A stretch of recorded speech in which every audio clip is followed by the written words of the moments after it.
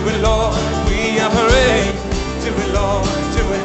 That your glory may be seen. Yes. Do it, Lord, do it, Lord. Kama hauko na madhabahu ya kwenu, hakuna madhabahu ingine itainuliwa kwa ajili yako na shetani. Do it, Lord, we pray. Do it, Lord, do it. That your glory may be seen. Yes. Do it, Lord. There are two altars, godly altar and satanic altar. Na kila Mkristo anahitaji kulindwa na kuongozwa na madhabahu ya Mungu. Bwana sifiwe. So leo tutaweza kujua madhabahu ni aina gani, na ni nyingi, na watu wengi huwa wanainua madhabahu. If the devil wants to control the whole world, he will control the whole world through the altars. Pahali popote shetani anataka kuingilia watu, kuharibu watu, yeye huinua madhabahu. Na washa nikwambie, ukiwa hauna madhabahu, ukiwa hauna mlango, shetani hawezi akakuingilia. Are we together? Kwa hivyo ni kumaanisha that kwa nini shetani huwa anatuonea? Kwa nini shetani huwa anatuingilia? Ni kwa sababu unafanyia Mungu kazi, unaingilia mashetani, lakini uko na milango, uko na madhabahu. So what the devil does is that he leverage, because there are many people who prosper and no attack. There are many people who preaches and no attack. Kuna wengine wanahubiri wanakufa, lakini sio wahubiri wote wanahubiri wanakufa. Hiyo ni kumaanisha wewe uko na mwito, lakini umeshindwa na kuelewa the spiritual law. I want to thank God because you have come to understand that when God speaks, wakati Mungu huwa anaongea, akuambie mambo makubwa, those things are not automatic. And this is why many Christians, they die before their destiny. Mungu ameongea, na wewe umeshika lilo neno na unasema nitakibira nalo, lakini hata kama umeshika na unakibia nalo, you realize you are not reaching your destiny. Why? Ni kwa sababu kuna milango shetani anaona, kuna madhabahu shetani anaona. Kwa hivyo shetani akikuangalia anaona he has a platform ya kukudestroy. So that is why we destroy every platform, every opportunity. Because when you don't have any evil door, wewe ndio utakibisa shetani. Bwana sifiwe. Na akijaribu kukikibisa, anakukibisa akiogopa, akiwa bali. Bwana sifiwe. Maana anajua uko na uwezo wa kumdestroy, uko na uwezo wa kumharibu. Bwana sifiwe. And I pray that God you help us tuweze kuelewa hii siri. Amen. Ndio tuigie hatima yetu na tufanye tuzae makusudi ya Mungu katika maisha yetu. Bwana sifiwe. So shetani haigiriagi tu watu kwa familia. Kuna hii kitu tunaitaga worldly altars. Actually wakati tunaongea, huwa tunaongea kuhusu worldly altars versus family altars. Kwa sababu ndio uweze kuingiliwa na madhabahu ingine yoyote inainuliwa duniani hii, wewe mwenyewe unakuanga na madhabahu ya kwenu. Kama hauko na madhabahu ya kwenu, hakuna madhabahu ingine itainuliwa na wewe, itainuliwa kwa ajili yako na shetani. Awe mganga wa Shinyanga, awe mganga wa Mombasa, awe yule wanaita maprofesa, juu sasa wametoka daktari, sasa ni maprofesa. Kuna madaktari na maprofesa. Haiwezi kukuaffect, lakini inakuaffectigi kwa sababu ya madhabahu ile inahitaji kubomolewa. Kwa hivyo kazi ile kubwa tuko nayo ni kubomoa madhabahu yote, so that God will walk with us. Amen. Na unajua wakati naongea kuhusu madhabahu ya familia, wale huwa wanainua ni watu wa familia. Are you understanding? That's we are talking about family altars. Ndio wao wanainua. Madhani ya gosho. Na watu wa familia, aweza kuwa shosho, aweza kuwa mama yako, aweza kuwa guka yako, aweza kuwa auntie. And I have realized ya kwamba watu wengi wanainuliwa mpaka na maanti na shosho. Lakini yule hakika anainuanga madhabahu mabaya sana ni shosho. Auntie anajagaga juu ya shosho. Bwana sifiwe. Auntie hawezi akakuroga kama shosho hajakuroga. Either shosho ama mama yako. Amen. Hao wengine wanajegaga juu yako. So ndio unaona tunaanziaga kudestroy hiyo ya familia. Amen. So wacha tuongee kuhusu the types. Kuna madhabahu inaitagwa marine altars. That's an example of an altar. Marine altar. Tukisoma katika the book of Exodus, wakati Musa alienda kupatana na Farao, walipatana akienda kuabudu miungu ya maji in the river Nile. Kwa sababu kuna Mungu alikuwa ameinuliwa mahala hapo. Bwana sifiwe. Kwa hivyo ni kumaanisha kuna vitu zinaitwa marine altars. You see, Moses was going so that he may cancel that altar ambapo iliinuliwa na Musa. He was to destroy it. Bwana sifiwe.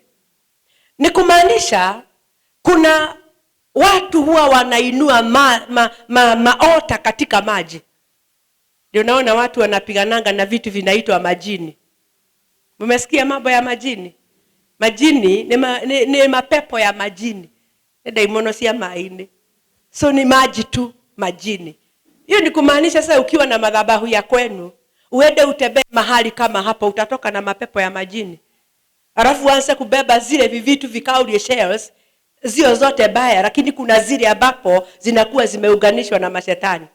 Sasa ni kumaanisha umezileta kwenu nyumbani, sitakufuata kwa sababu uko na mlango mkubwa unaonekana. Okay, the other one is territorial altar. Nimetoka kwa majini. Nimetoka kwa majini. I think Indian Ocean has a very big altar ya mashetani. So mapepo ikitaka kutawala inatawala area hizo sana. Hiyo ingine madhabahu tunaitaga territorial altars. Territorial altars, they are altars that control an area. Na ndio tunasema shetani akitaka kucontrol area kama hii yote huwa anainua madhabahu. Na hivyo ndivyo Mungu ametufundisha ku raise what we call a territorial church. A territorial church ni kanisa limeinuliwa madhabahu ambayo ina govern the whole area.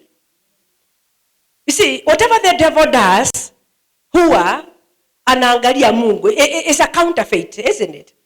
Kwa hivyo ni kumaanisha tuko na uwezo wa kuinua madhabahu hii i-control the whole area. Sisi ndio tuko na nguvu. So shetani kile anafanyanga ni kuinua madhabahu ambayo area hiyo itakontroliwa na hiyo madhabahu ya shetani. Na ndio unaonaga kuna kuaga na mganga specific pahali. Bwana sifiwe. Na unajua mganga akiwekwa pahali kama area ya Juja, Wakristo ama watu wote wao wanamuendea kutafuta usaidizi area hiyo, then they become under curse. That altar will really control them. Bwana sifiwe sana. Kwa hivyo ni kumaanisha hii madhabahu inainuliwagwa na waganga na wachawi so that they control an area. And that is why wale mnaenda crusade, before you hold that crusade, do kitu inaitwa spiritual mapping. Yeah? Are we together? Msuguke mahala pale, alafu mubomoe madhabahu ile imeinuliwa pale, ndiposa muinulie Mungu madhabahu. Shida ni muinue na mkono zenu, mnagogwa kwa crusade. Hey, hallelujah. Kwa hivyo tunatangaza ya kwamba hatutakubali madhabahu ya Juja ile iliinuliwa na shetani itutawale. Ni kuibomoa, ni kuirarua, ni kufukuza wachawi na waganga tutawale. Because it is us who shall control the land. Ni sisi tunahitaji kucontrol biashara hapa. Sasa shida biashara zetu zimefungwa na uganga na wachawi. You have a battle to fight. We have a battle to fight. So ni kupigana vita bila kuogopa. Amen. And without giving up. Hakuna kugive up. Blessed be the name of the Lord. The other one is what we call the forest altars. Forest altars. So forest altars ni madhabahu imeinuliwa kwa msitu. And the devils, the witch doctors have a purpose. Remember tulisema purpose yote na makusudi yote ya shetani ni kuharibu kanisa. Ni kuharibu binadamu. Awe ameokoka, awe hajaokoka. Kwa sababu gani? The devil does not trust anybody. Si anajua unaweza okoka. He himself, he cannot be born again. He will never be forgiven. Kwa hivyo wakati anainua the forest altar, ako na kusudi jema. Si umesikia misutini kwa msitu kuna there's a several forest, watu huwa wanakuwa raped in several forest. Ni misitu yote watu kunakuwa gana rape.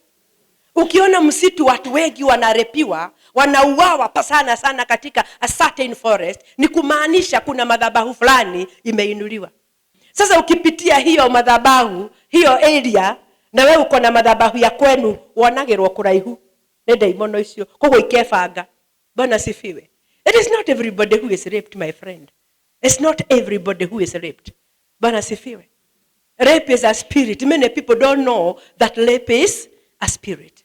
Bwana sifiwe. Ukiona una attract rapist several times, sio moja, we normally say several times, uko na madhabahu ya rape that need to be destroyed. Are we together? Ukiona kila wakati pahali unaenda, somebody will rape you. Those evil altars siraizagwo only to destroy the believers, to destroy the human being, because the purpose of the enemy is to destroy the human being. And that is why believers, they need to be equipped to destroy the enemy before he destroys you. Kwa sababu hata ukikataa to destroy the enemy, he will destroy you. You refuse to pay the cost, but the cost of failing to pay the cost is higher. Hata afadhali kulipa gharama. Because the devil will destroy you together with your family. May God help us. Hizo zingine ni makaburini. Kuna makaburi huwa zinainuliwa madhabahu. Na tunasemaga eneo ya kaburi sio eneo mzuri sana kwa Wakristo. Lakini kwa sababu lazima watu wazikwe pale, kile mtu anafaa kufanya ni kuomba Mungu amlinde. Usipatwe na kitungeni. Maana kuna maroho ya makaburi inakuanga. By the way, ukiotaga sana na watu pahali walizikwa na berera siado na makaburi, ni kumaanisha kuna watu wa familia walikufa, walikuwa wametenda dhambi ambayo inakuaffect today. Unaotaga sana na makaburi hawa watu, ni kumaanisha kuna madhabahu waliinua inakuaffect today. So don't just ignore dreams when you see them. Bwana sifiwe. And dreams are dreams, whether umeokoka ama haujaokoka, kuhusu maisha yako. Nemrachigwa. Ulimwengu wa ndoto unaongeleshaga hata mtu hajaokoka kuhusu maisha yako. Na sasa kuna ingine inaitwa junction altars. Ni mashetani huwa inainua madhabahu. Hii inainuliwa na waganga. Junction altars, Si mti mahali mnaita black spot, Pahali ambapo unaona watu wanakufa sana, Pahali ambapo unaona kuna accident nyingi sana. Hapo pahali panakuanga pameinuliwa nini? Madhabahu. Na Wakristo wanahitaji kwenda kuagusha hapo. Lakini ni kama unaelewa mambo haya. Before udeal na altar kama hiyo ya junction, wewe kwanza angalia madhabahu ya kwenu kama umeagusha. Are we together? Number 2, you don't destroy any altar even in the area without involving a higher altar. Ya mwisho inaitwa sexual altars. Sexual altars ni madhabahu ambayo wewe umetengeneza na mwili wako. Are we together?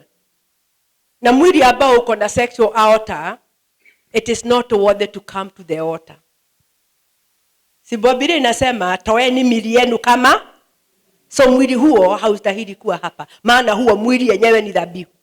Anadiposa huwa tunaagusha every sexual altars. Na sexual altars inainuliwa namna gani? Na kulala na watu. Sex outside marriage, alafu unalala na watu zaidi ya mmoja. You understand? Outside marriage, alafu unalala na zaidi ya mtu mmoja. Ukoma umeshawahi lala na over one person in your life, na hautisi kuolewa umeolewa. Na hata kama umeolewa unalala na watu wengine nje.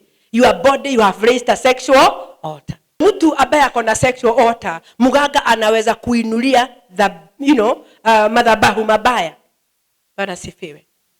Kwa sababu unajua sexual altar ni mara moja, ni mara mbili. Kuna hiyo wewe umejiinulia na kuna ile inainuliwa na waganga. Bwana sifiwe. Si kuna waganga wanafanyaga nini? Wanatumiangwa kuharibu ndoa yako msionane kimwili. Are you understanding? Unaona mama na bwana wameoana vizuri, lakini hawafanyi kitendo cha ndoa. Hata wakitaka wakijaribu wanashindwa. Ni kumaanisha there is an evil sexual altar. Na wamama wale wanatunyang'anyaga wazee, hiyo ni siri wamejua. Wanapeanga mume wako love potions, alafu wewe wanakuinulia madhabahu inaitwa sexual altar. Hiyo ni kumaanisha mume wako hawezi akakuguza. Hata ukijaribu anaweza toroka, atoke bed aende table room asikuguze. Na kutiri ndo mwekanire. Lakini hiyo kitu inamfukuza. Ni altar imetengenezwa, inamfukuza kwa kitanda. Afadhali niwafundishe ukweli kanisa. Sababu mambo haya mnatesekaga nayo without anybody to help you, because you don't know who you are going to tell. Haujui utaambia nani kama atakubali. And you know, when you don't know those things and you are not talking about them, then the devil takes advantage all the more. Bwana sifiwe. Kuna pahali nilienda kuhubiri nikaongea kuhusu sexual altars. Mama mmoja aliniambia kuna mtu usiku analalaga katikati yake na mume wake. Ukigusa hakuna mtu, lakini anasikia kuna mtu. Na huyo mtu analalaga na huyu mama. Kwa hivyo ni kumaanisha huyu mama hawezi akarara na mzee hata akitaka. Hata mzee akitaka. They are not able to do it. Why? There is a sexual altar that has been raised. Kwa hivyo ndio ninamwambia sex is not only sex. Na mfundishe watoto wenu. Mnahitaji kufuja. Sasa msaidie watoto wenu watengeneze mili iwe hekalu ya Bwana. Iwe mili takatifu. Amen. Na unajua ukikufa utiri kindu gikoragwo gikiuru. Kama mtu anakufa na mashetani na madhabahu, spirits do not die. So hiyo mapepo yote utaashia your generations. That's why deliverance is important. And that is why some of us are suffering. Why? Because the spirits in our parents did not die. They jumped to the next generation. Thus it is important to break those issues. Bwana sifiwe. Watu wale hawana knowledge ya mambo haya wanasemaga hakuna kitu kama hayo. So ndio maana lazima sisi tujitahidi kuwa watakatifu. Na mimi sionagi kwa nini Wakristo mnaonaga holiness ikiwa mzigo. Si mzigo. Are you understanding? Si mzigo. Siku ile utaelewa mambo haya, wewe mwenyewe ndio utatafuta utakatifu. Lakini sio mzigo. When you will know the purpose of the enemy in your life, utaamua kuishi kwa utakatifu. Imagine wale watu wanasemaga tunajifanya tukiwa watakatifu, mara wagerera gukorwa mari lukewarm. Are you understanding? Na wanataka kuwa lukewarm. Kwa hivyo na wewe badala ya kusimamia utakatifu wako unataka kuwa lukewarm kama wao. So lazima tutakataa. Bwana sifiwe. Na tuwaambie that is your choice. This is also my choice. I have chosen to live a holy life. So that's my life. And I have my life to live. And I will kneel down before God alone. Mimi nitapiga magoti mbele ya Mungu peke yangu. Kuna madhabahu mengine huwa inainuliwa na jua. Sijui tutaipatia jina gani, the sun, moon and stars.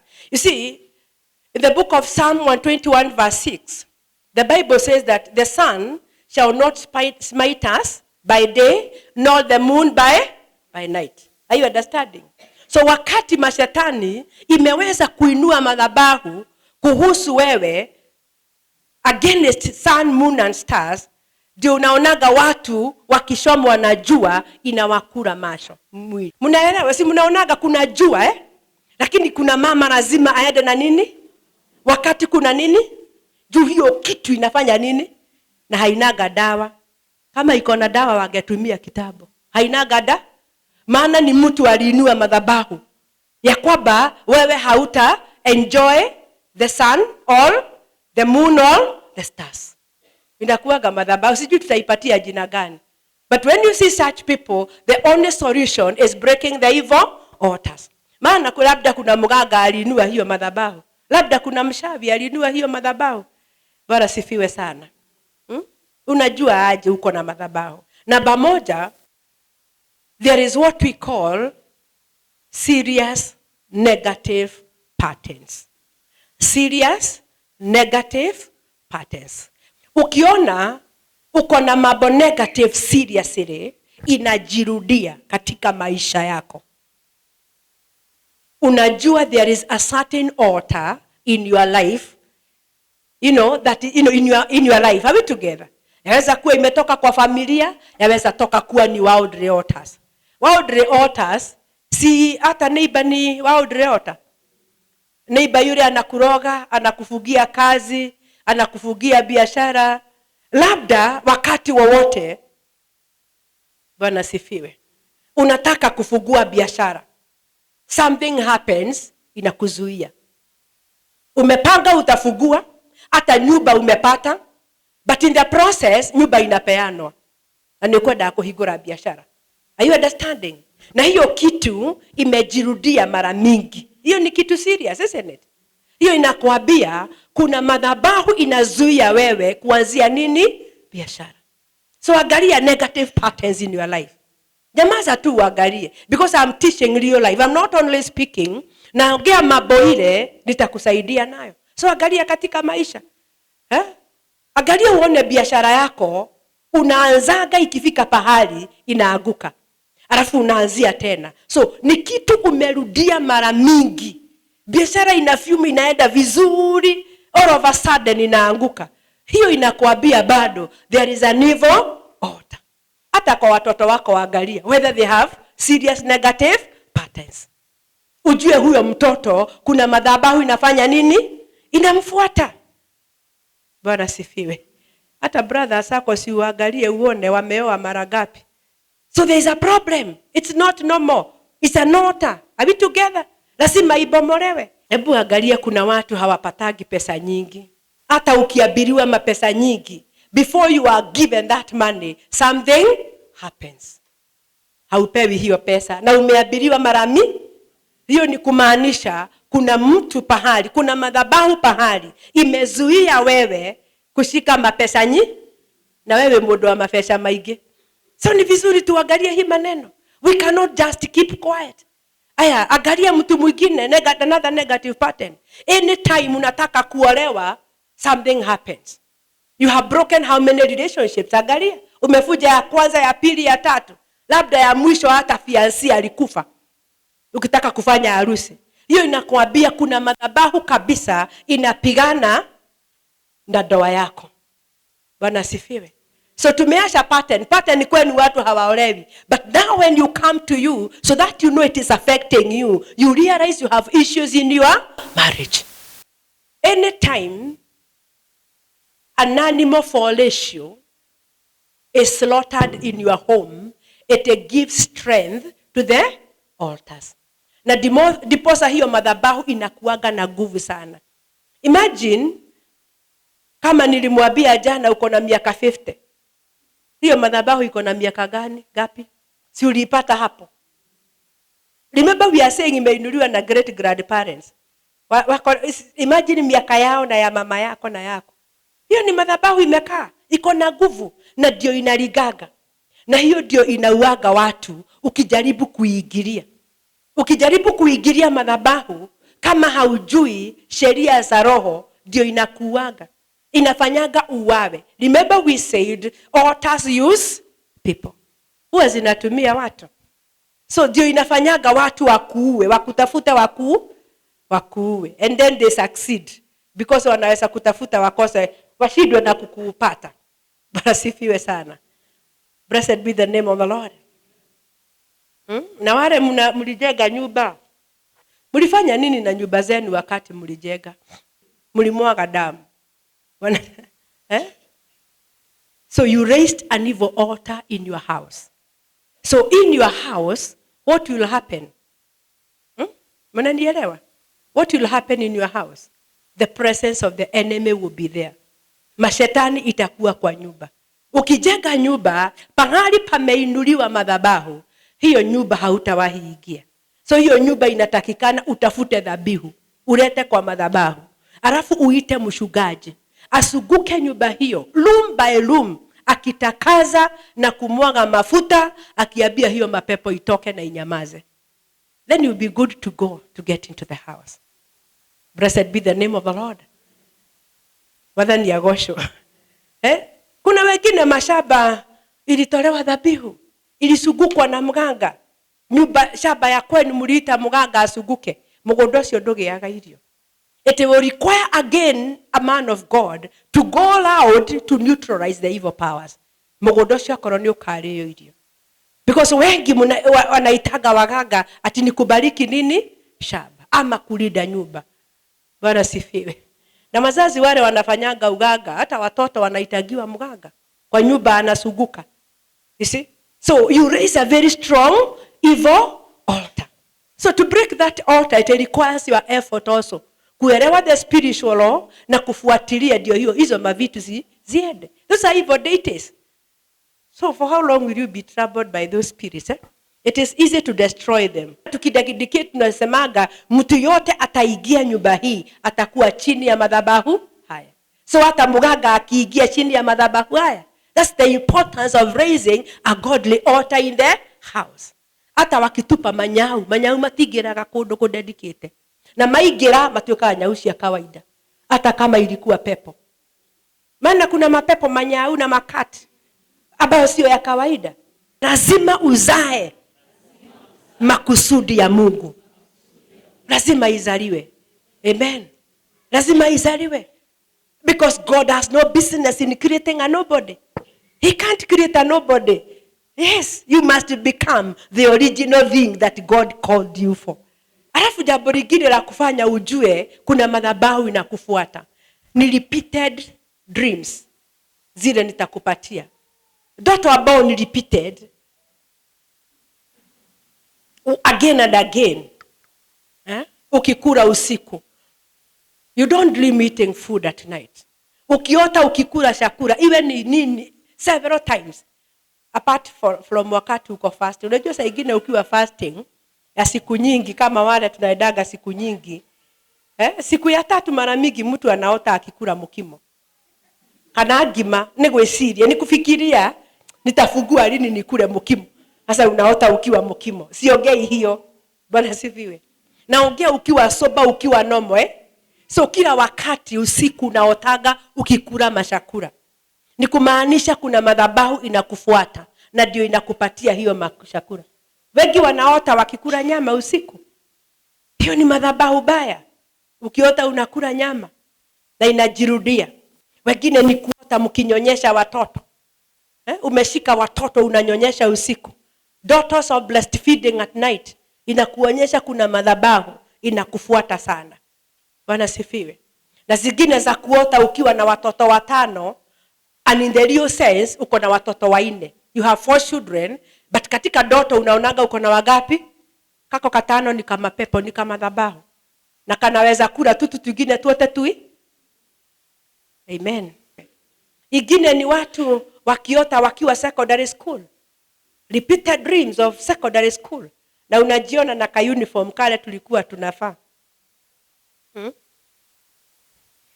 Ukikibiria tule tujia twa shule. Si unakimbia venye ulikuwa na ama primary, secondary and primary it is the same Unaona pahali ulikuwa unaendea hizo tujia ulikuwa unatembelea. Inakwambia there is an evil altar in your life Ama unaota ukiwa katika kanyumba kale ulizali kale kazamani. Most of us were brought up in thatched houses Ama nyumba ya zamani hata iwe ilikuwa ya matope na mabati, whatever it may be. See, you keep on dreaming that you are in that house. Whatever you may be doing may not be the problem. The issue is you are dreaming in that house. So, inakwambia kuna evil altars of your family that are affecting you today. Na wengine mnaota mkifanya harusi na uko na mume. Hiyo tufanya ukifanya harusi and you are married, hiyo inakwambia already the husband will die. Because katika ulimwengu wa roho umekubali kuolewa. Na wengine mnaotaga mkifanya harusi but you are not married. Wengi wanafikiriaga ati Mungu anakuambia utaolewa. Hapana, umeolewa spiritually. You can't get married in the physical. That's why you keep on dreaming ya kwamba umeolewa. Wengine wanaota wakifanya harusi na nobody. Uko kwa kanisa uko na gown. Unaambiwa I declare you husband and wife. Lakini kwa ndoto hauoni the person. Hiyo ni mapepo imekuoa. Do it Lord, we are praying. Do it Lord, do it. That your glory may be seen. Yes. Do it Lord, do it Lord.